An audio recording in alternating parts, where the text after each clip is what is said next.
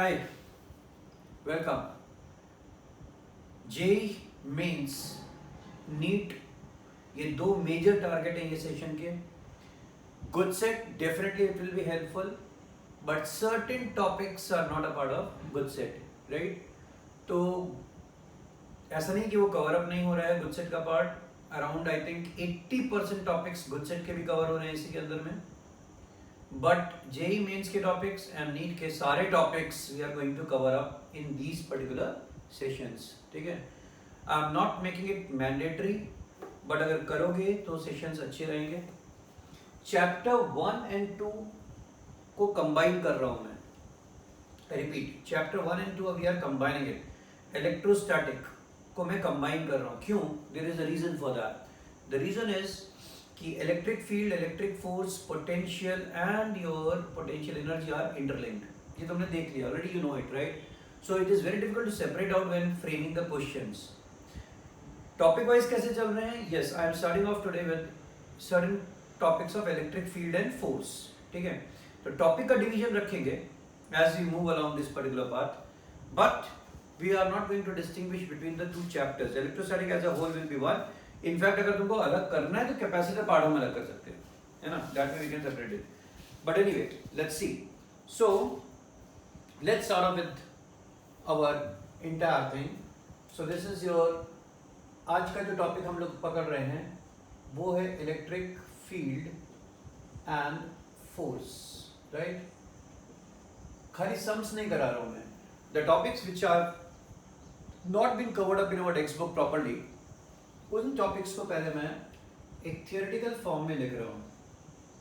So today we start with the first one. सबसे पहले infinite wire का electric field पता है ना? एट अ डिस्टेंस कितना था? 2k लैम्डा बाई r, याद है ना? बट इनफाइनाइट की जगह what if there is a finite wire? So मैं यहां पर पहले भी लिख देता हूं electric field because of finite wire. Then we will also see a case of semi infinite wire, and then we will see a case of finite wire. ठीक है? ये तीन केसेस हम लोग देखेंगे। वेरी रॉन्ग, इनफाइनाइट वायर, ठीक है? वो तो हमने किया ही हुआ है। There is nothing new that I am doing it. So I am drawing over here a finite wire, ठीक? और यहाँ पर just to make it simple, midpoint से नहीं ले रहा हूँ मैं, right? I am taking a generic case. So we are picking up something over here at a distance of r. I want to find out the potential electric field at point number A. I want to find out the electric field at point number A, ठीक है? यहाँ पर हमको field ढूंढनी है। And ये finite wire से के एंड से एंगल्स बन रहे हैं। So this angle is alpha and this angle is beta, correct? अब अगर तुम ध्यान से सोचो, okay, and this particular wire has got the charge density lambda, charge per unit length. तो देखो, this length is more, right? तो ये चार्जेस ऐसे इलेक्ट्रिक फील्ड क्रिएट कर रहे हैं और ये चार्जेस ऐसे इलेक्ट्रिक फील्ड क्रिएट कर रहे हैं, राइट? तो if I look at the vertical components, इसका जो वर्टिकल कंपोनेंट आएगा ऊपर की तरफ और इसका जो वर्टिकल कंपोनेंट आएगा नीचे की तरफ, this will be more than this naturally, ठीक है? एंड इसका जो आएगा हॉरिजॉन्टल कंपोनेंट और इसका जो आएगा horizontal component, that will add up. So overall you will find यहां पर हमारे पास में दो फील्ड्स बनती हैं। One I can call it as E parallel. क्यों? Because this is parallel to this wire, and this I can call it as E perpendicular, ठीक है? So ये वाले के लिए हम लिखेंगे k lambda by r sin of alpha minus sin of beta, and A perpendicular को लिखेंगे हम लोग k lambda by r into cos alpha plus cos beta. Sign alpha minus sine beta, cos alpha minus cos alpha plus cos beta. Now ये कब लिखोगे? When your alpha angle is more than beta. ये ध्यान रखना, अगर ये बड़ा हो गया तो इसको I can call it as alpha. Basically this angle, देखो यहाँ तो फर्क पड़ेगा नहीं, correct, cos alpha cos beta में तो फर्क पड़ेगा नहीं, but sine alpha sine beta में there will be a difference. If you may make a mistake, alpha has to be a bigger angle than the second one, then you will subtract it out. Clear? ये तुम्हारे results आएंगे, ये result को बिल्कुल रट डालना है. अब अगर तुम ये रिजल्ट के हिसाब से सेमी इनफाइनाइट वायर को सोचो, तो सेमी इनफाइनाइट वायर का मतलब कुछ ऐसा हो गया, ठीक है, ऐसा हो गया. लेट्स से इसके सामने ये पॉइंट पे, या उल्टा ड्रॉ कर देता हूं मैं so that it becomes easy for you, है ना, यहां से ऐसे. So this is the wire of this kind. इसका क्या मतलब है पता चला? यहां पर इनफाइनाइट है, बहुत दूर तक है, नीचे तक, और यहां पर आके टर्मिनेट कर रहा है. The wire is terminating, the field density is lambda. यहां इनफाइनाइट नहीं है, and I want to pick up a point at a distance of r. Correct? तो ये जो पूरा वायर चार्ज है, इसकी इलेक्ट्रिक फील्ड ऐसे जा रही होगी, तो यहां पर तुम्हारे पास में दो इलेक्ट्रिक फील्ड आ जाएंगी, ऐसे और ऐसे. Correct? Now look at it. ये दो आ गया E parallel and this is E perpendicular. अब सोच करके देखो, what is your alpha angle? 90 degree. And what is your beta angle? तो ये ऐसे दूर तक चलता जाएगा, लास्ट में जो एंगल बन रहा है that is tending to 0 degree, बहुत दूर तक जाएगा नीचे, right? So that angle is, ये बहुत नीचे तक जाओगे ना तो एक्चुअली ऐसे शार्प ऐसे बेंड भी नहीं होगा, ये ऐसे almost parallel to the other axis चलता जाएगा, तो लास्ट में जो एंगल फॉर्मेशन हो रहा होगा that will be tending to 0. So that beta will be 0. तो अगर बीटा इज 0, ये 0 हो गया, sin 90 हो गया, तो क्या बचा? k lambda by r. k lambda by r. और यहां देखो क्या होगा, यहां पर cos beta, cos alpha is cos 90 0 and cos 0 is 1, तो ये भी हो जाएगा k lambda by r. So for a semi-infinite wire at a distance r from the finite end, the fields are k lambda by r and k lambda by r. And if you take the case of an infinite wire, ये case तो हम लोगों ने पढ़ा ही हुआ है. Infinite wire में क्या होता है? Infinite wire में this is lambda, और ये वायर में ऐसे जा रहा है, infinite इधर भी, infinite इधर भी.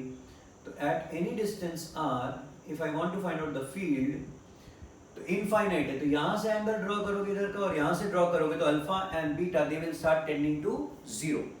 तो अगर दोनों 0 हो गया, दोनों 0 हो गया तो E पैरेलल चला जाएगा, right? Basically what will happen is the vertical components will cancel out and the horizontal components will add up. So cos 0 1, cos beta 1, तो 1 plus 1 2, so you will get E perpendicular as 2k lambda by r. और यही formula हम लोगों ने derive भी किया था और देखा भी था when we were looking into the NCERT portion, right? Clear with it? So you will have to remember these formulas. ये काम के हैं तुम्हारे. Now based on this, let's pick up some sum. Sum को भी पिक करने के पहले काम करते हैं ग्राफिकल अप्रोच. एक ग्राफ दिखाता हूँ तुमको, because JEE नीट वगैरह में ग्राफ्स को काफी वेटेज देते हैं, so you must ये सब लिख लेना. हाँ, you must note down those particular graphical representation. If you remember एक live lecture में we discussed about the graph of point plus q and minus q. ठीक है? वैसे ही तो if you want to, we can have this infinite wire.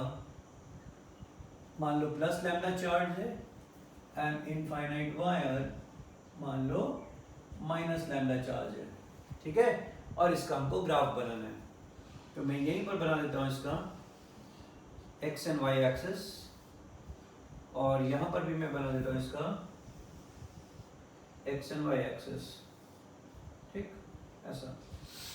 Okay, x axis y axis पे क्या दिखा रहे हैं हम लोग? इलेक्ट्रिक फील्ड, और x एक्सिस पे तुम्हारा पोजीशन. ठीक है, डिस्टेंस. नाउ इस पे चार्जेस हैं, इलेक्ट्रिक फील्ड ऐसे जा रही है, करेक्ट, और this is negatively charge, so electric field is actually coming in, right, ऐसे आ रहा है. ठीक है, अब इसका ग्राफ बनाते हैं. Now look at the plus lambda values. सब पे चार्जेस हैं, सब पे चार्जेस हैं. इलेक्ट्रिक फील्ड राइट साइड, तो right side we are taking positive, direction के लिए भी फील्ड के लिए भी, सो राइट साइड पॉजिटिव, तो direction is also positive, field is also positive, correct, both are positive, E is also positive, X is also positive, यानी first quadrant आ गया. अच्छा, जितना क्लोज उतना इलेक्ट्रिक फील्ड स्ट्रॉन्ग है, एंड जितना दूर जाओगे वैसे इलेक्ट्रिक फील्ड कम होगी. And what is electric field for infinite wire? 2k lambda by r, यानी electric field is proportional to 1 by r, correct. So 1 by r square is parabolic, 1 upon r is hyperbolic. सो यहाँ पर तुमको एक rectangular hyperbola का formation दिखेगा. यहां पर क्या होगा? यहाँ electric field is negative and x is also negative, तो नेगेटिव नेगेटिव मतलब third quadrant, and closer to the charge wire field positive है, मतलब फील्ड ज्यादा है, तो यहां भी रेक्टेंगुलर हाइपरबोला दिखेगा ऑफ दिस ऑर्डर. तो ये तुम्हारे ग्राफ बन जाएंगे, ठीक है ना. यहां पर आ जाओ, क्या होगा? यहां पर देखो तो राइट साइड पे, so X is positive but electric field is negative, X positive, electric field negative, so we are into the third quadrant, and closer पे वैल्यू ज्यादा है, दूर में कम है, तो यहां भी you will get 1 by r का वेरिएशन ऑफ दिस ऑर्डर, ठीक है, ऐसा है. और यहां पर देखो राइट साइड, तो electric field is positive but X is negative, तो x is negative, electric field is positive, तो you will get a curve of this kind, ठीक. तो ये कर्व्स तुमको पता होने चाहिए. इनफैक्ट पता है, यही curves, similar curves plus Q minus Q का भी आएगा, तो ओनली डिफरेंस इज वो ऐसा करके पैराबोलिक होगा, ऑलमोस्ट ऐसे ही दिखेगा, स्लाइटली डिफरेंट. तो in fact the only difference is what, अगर चार्ज यहाँ पर इसकी जगह मैंने खाली चार्ज रखा होता plus q, so your electric field have been varying by 1 upon r square charge के लिए, राइट. तो 1 upon r square होता पैराबोलिक, तो ग्राफ का क्वाड्रेंट सेम होता, शेप ऑलमोस्ट सेम होता, this is rectangular hyperbola, that would have been parabola. Slight different होता है, तुम्हारी बुक में भी बना है, एनसीईआरटी में ऐसे ग्राफ बने, पैराबोला हाइपरबोला का एक साथ बना के दिखाया उन्होंने. You can see that it's a good graph, right. Okay, अब इस पे से कुछ सम लेते हैं हम लोग, है ना. तो this I am rubbing it off from here. Okay, तो पहला सम क्या लें यहाँ पर? So I have got for you a sum of this order कि लेट्स से मेरे पास में एक फाइनाइट वायर है ऐसा, ठीक है, ये है तुम्हारा r, लेंथ है r, और यहाँ से एग्जैक्टली मिड पॉइंट से eight a distance of x, ठीक है, हम लोगों को एक फील्ड ढूंढनी है, ये भी r दिखाया है, ये डिस्टेंस को भी r दिखाया है, ठीक है, r and r, and they are asking you to find out the field at this point A. यहाँ पर इलेक्ट्रिक फील्ड कितनी होगी ये तुमको बताना है. Okay, so is it this not a case of finite wire? Yes. तो यहाँ पर तुम्हारे पास में दो फील्ड्स आएंगी, एक पैरेलल, एक परपेंडिकुलर, राइट.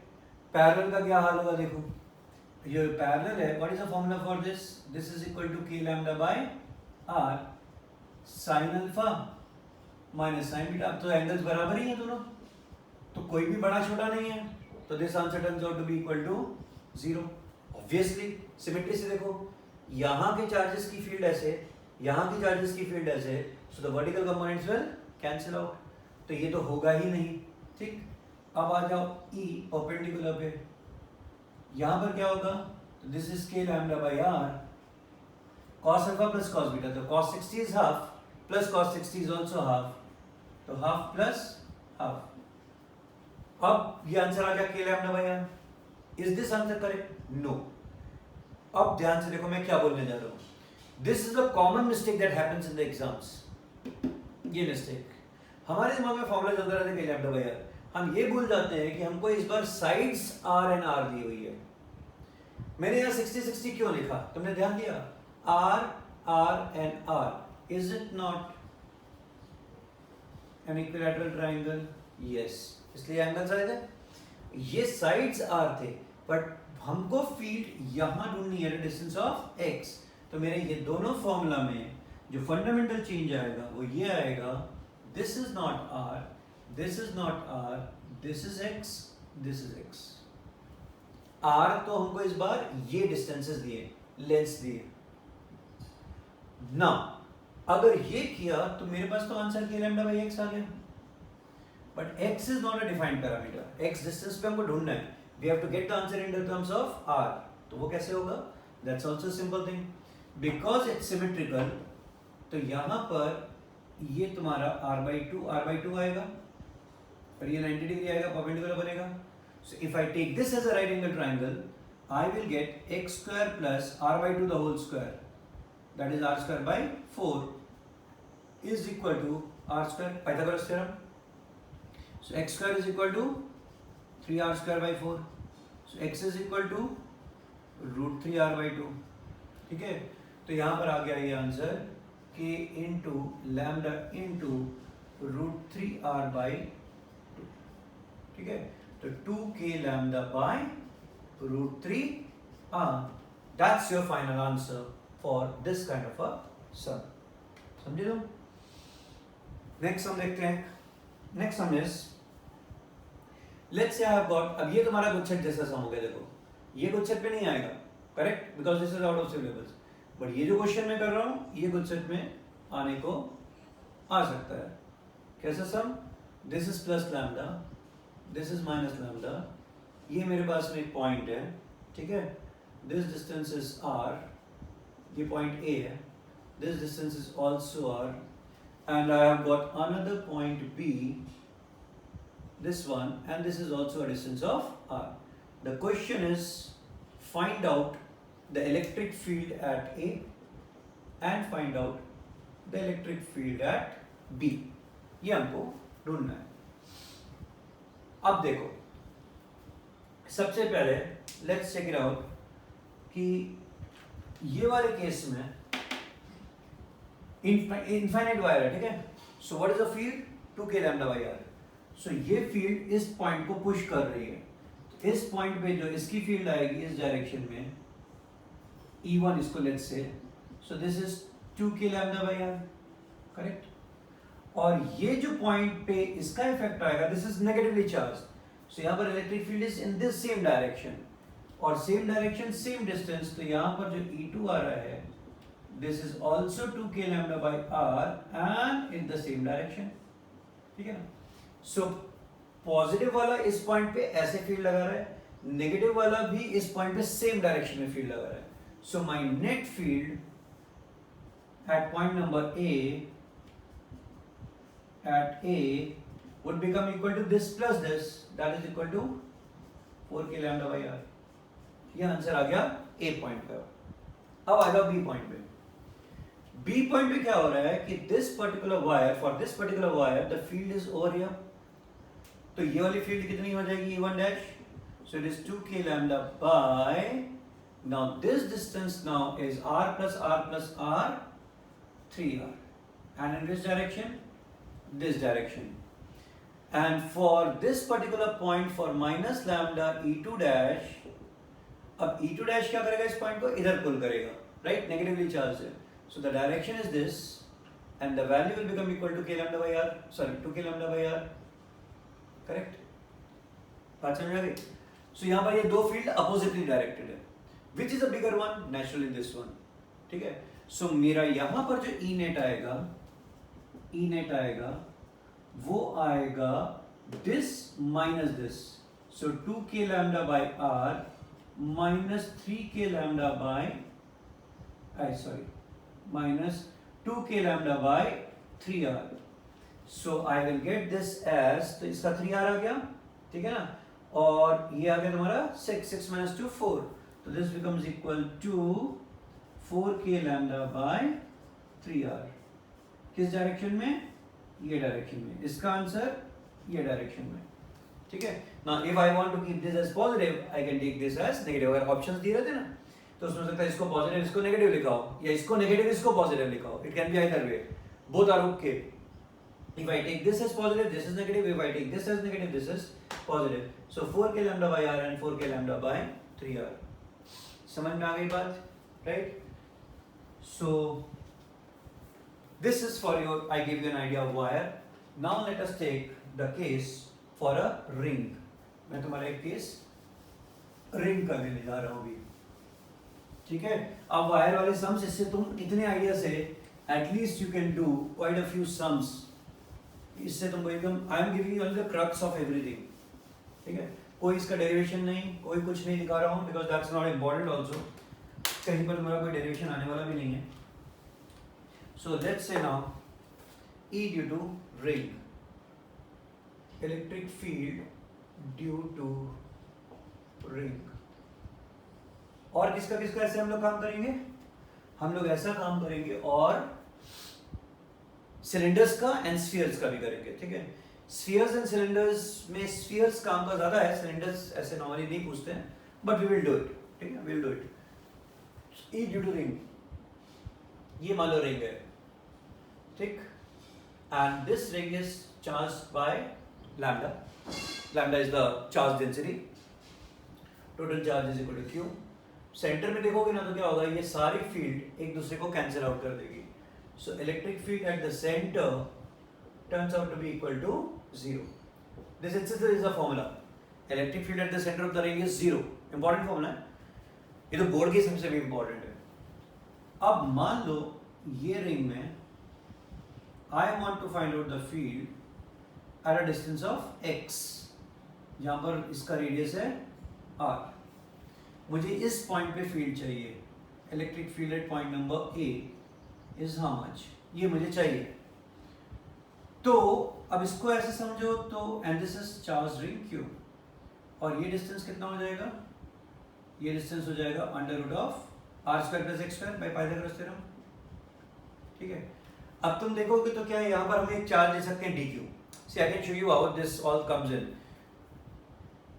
करके दिखा रहा हूँ, छोटा सा करके दिखा रहा हूँ, बहुत लंबा नहीं करूंगा मैं। यहाँ पर एक चार्ज ले लूँ, मान लो dq का इफेक्ट कैसे आएगा, ऐसे आएगा इस डायरेक्शन में, ऐसे सोचो, तो इसके दो कंपोनेंट्स बनेंगे, राइट, एक ऐसा कंपोनेंट बनेगा, एक ऐसा कंपोनेंट बनेगा।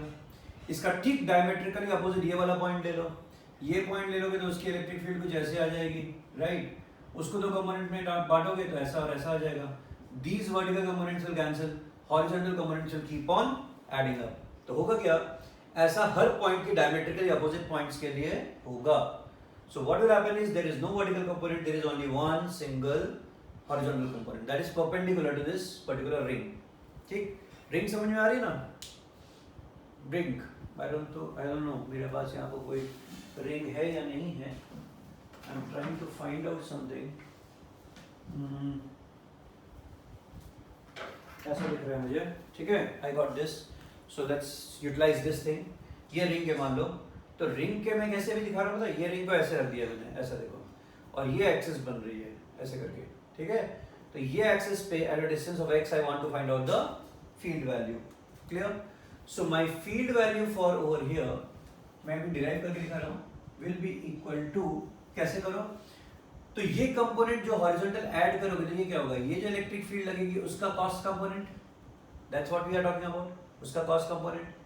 सो पहले तो ये E लगेगा कितना, तो ये लगेगा K into KQ by this distance square, यानी r square plus x square, और उसका कॉस्ट कंपोनेंट ये E आ गया, ठीक है ना, ये E आ गया, और उसका कॉस्ट कंपोनेंट, ठीक। So my electric field DE is equal to cos component उसका E cos theta which is equal to K dq upon r square plus x square into cos theta, ये आ गया। अब देखो ये जो cos थीटा है वो क्या है, ये थीटा है, ठीक। तो ये जो cos थीटा है ये क्या है, this is equal two adjacent upon hypotenuse. तो मैं क्या करूंगा, यहां पर cos थीटा की जगह लिख रहा हूं एडजेसेंट अपॉन हाइपोटेन्यूज, करेक्ट। अब इसको देखोगे तो ये इलेक्ट्रिक फील्ड आ गई टोटल, तो my total electric field will become equal to integration of D which is integration of kx upon r square plus x square raised to the power 3/2 into dq, ठीक। अब ये dq को पूरा integrate करो तो क्या मिलेगा, चार्ज q मिल जाएगा, तो ये हो जाएगा तुम्हारा, और ये तो कांस्टेंट है बाहर आ गया, तो integration of dq is q, सो मेरा आंसर आ गया kqx upon r square plus x square raised to the power 3/2। So the electric field on the axis which is perpendicular in nature turns out to be equal to kqx upon r square plus x square to the power 3/2. ये एक important derivation हमने आज किया है यहाँ पर. Derive नहीं करना है, derivation is not important, again I am telling you. वो तो ठीक है हमने कर दिया. अब अगर सोच के देखो कि मेरे को इसी का ग्राफ बनाना हो, मान लो, ठीक है, ये तुम्हारा ऐसा, करेक्ट, ग्राफ बनाना. तो ग्राफ को देखोगे तो जैसे जैसे डिस्टेंस दूर जाएगा ये डिस्टेंस बढ़ेगा, तो ये भी बढ़ रहा है. Remember x is increasing, this x is also increasing, this x is increasing, this x is also increasing. So you will notice that in the beginning the field will start rising. ठीक है, the field will, इसको अगर बहुत crude ढंग से समझोगे ना, I will show you something.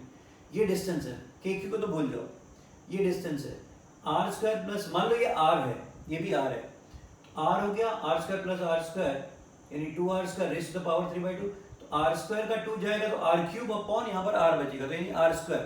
So actually ये जो फंक्शनैलिटी आ रही है ना, इसके अंदर में जो प्रोपोर्शनैलिटी आ रही है डिनोमिनेटर की, वो r स्क्वायर से आ रही है, वो r स्क्वायर से आ रही है.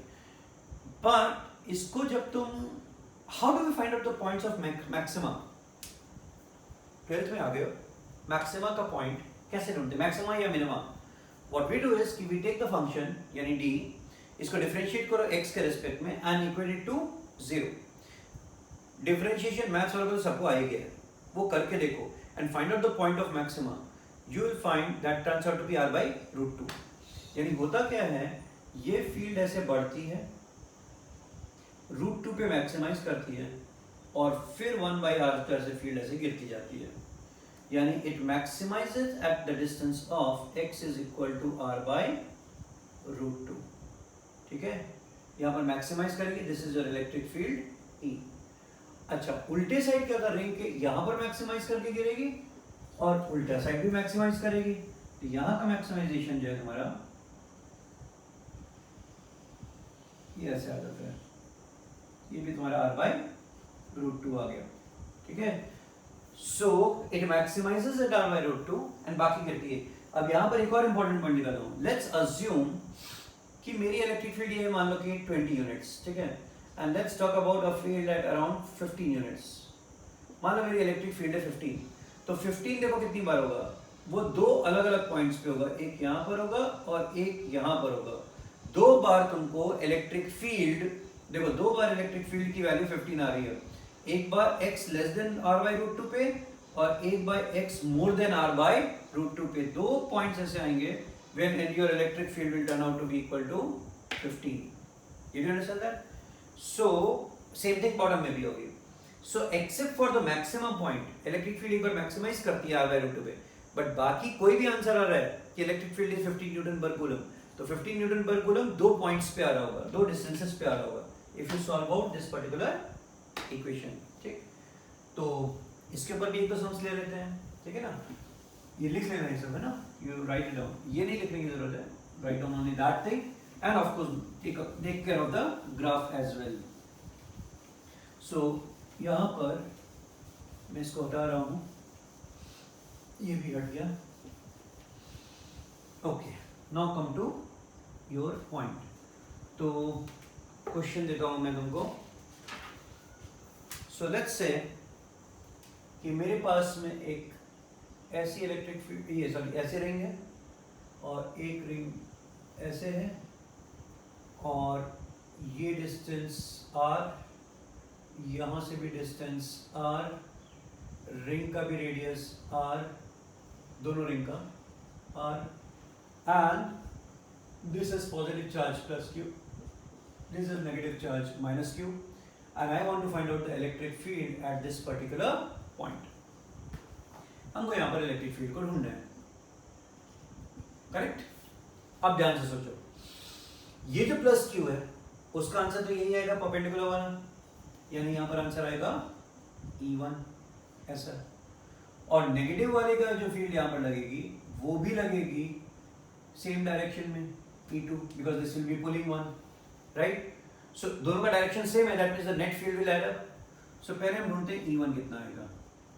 E1 आना चाहिए KQX, but X is equal to R upon R square plus X square raise to the power 3/2।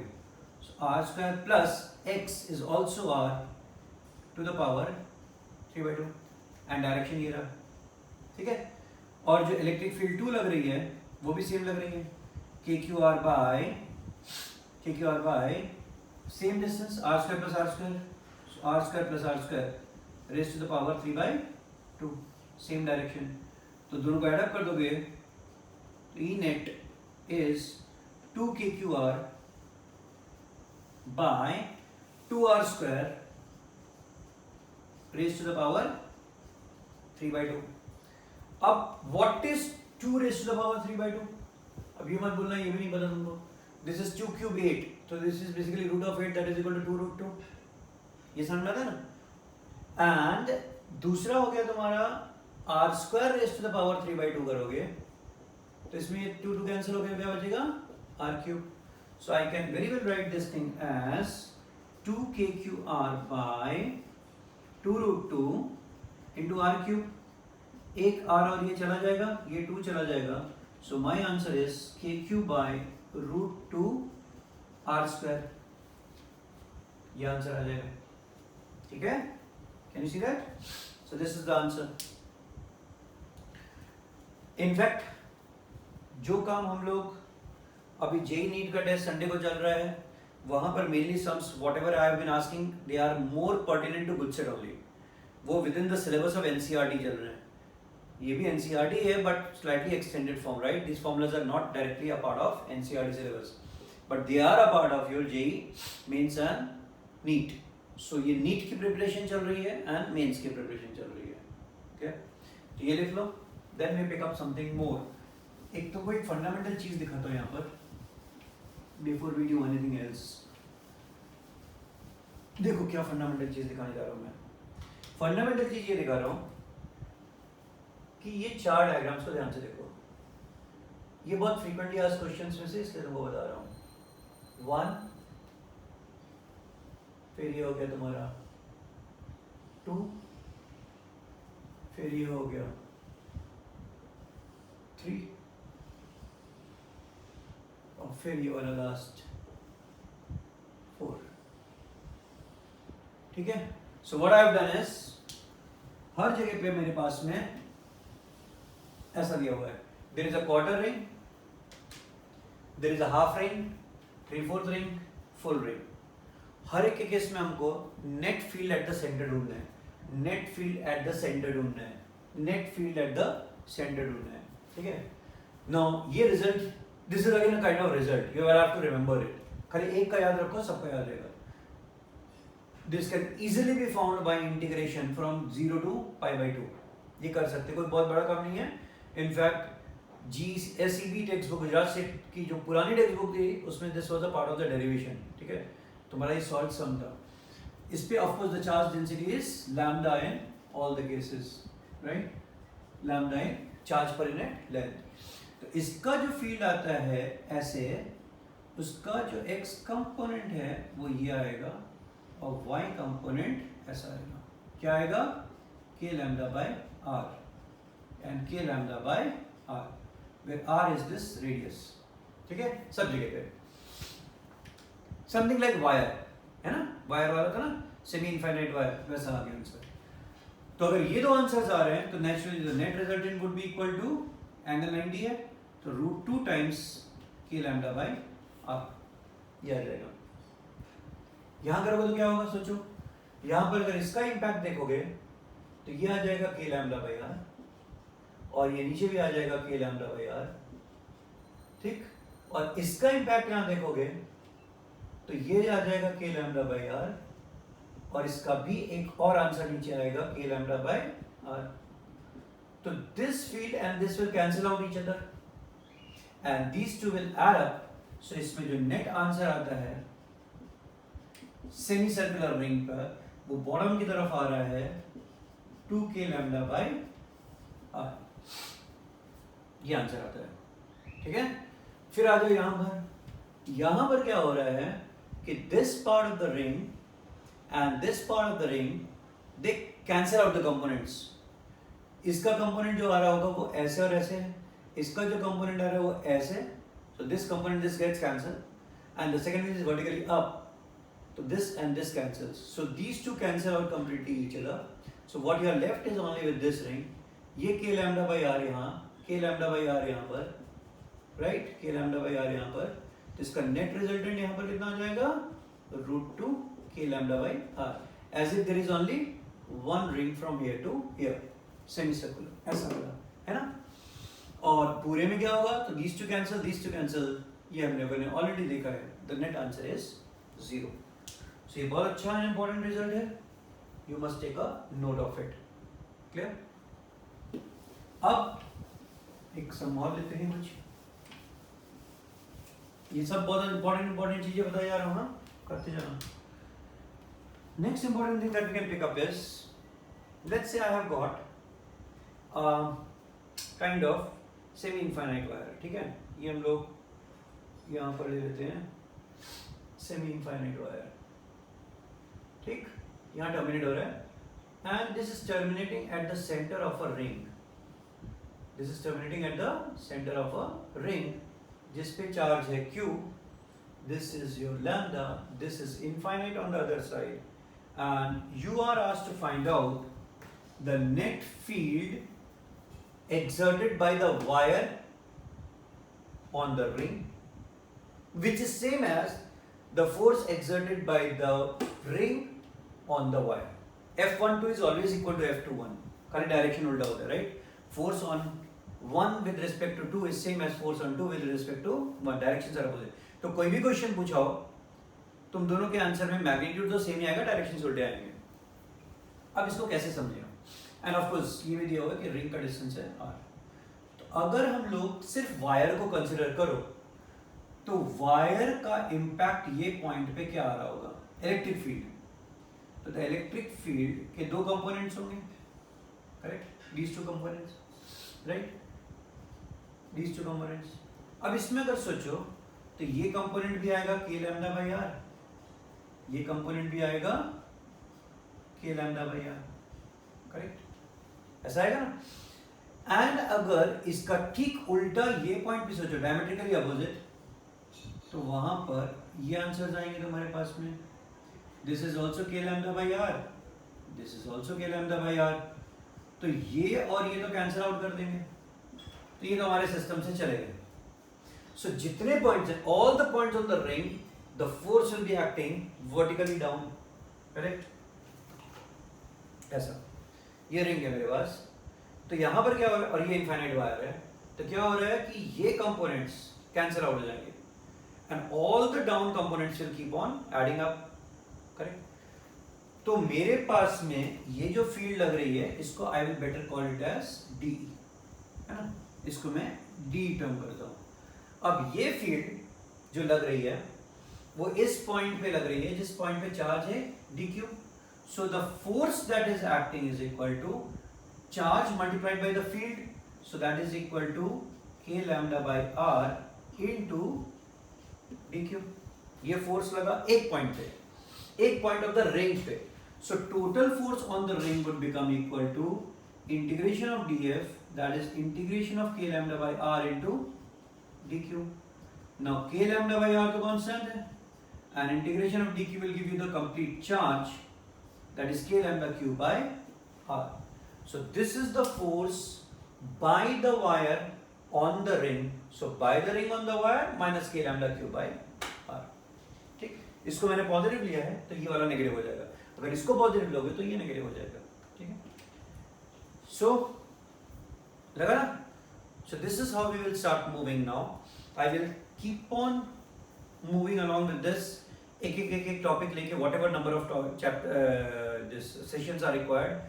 These sessions does not mean or do not mean rather कि तुम्हारा जो बोर्ड के लिए हम लोगों ने काम किया एनसीईआरटी का वो कोई बहुत अलग था, वहां पर यहाँ पर जो डिफरेंस क्रिएट हो रहा है ना, that difference I am trying to capture out, ठीक है, that is only thing, and bridge the two things together and you get the whole gamut of JEE. इसका मतलब ये नहीं कि गुडसेट की जो एग्जाम चल रहा है और जो हम लोग काम कर रहे हैं संडेज का और जो भी तुमको पेपर्स मिल रहे हैं, they are all as important, all sums are as important, ठीक है, they are definitely a part of it. This is यहाँ पर मैं वो पॉइंट्स कैप्चर कर रहा हूँ which is something beyond it, right. And of course sometimes within the scope of NCERT अगर सम्स का लेवल अलग जा रहा है या कंसेप्चुअली डिफरेंट आ रहा है, so that is being captured over here. चलो, see you, all the best, bye.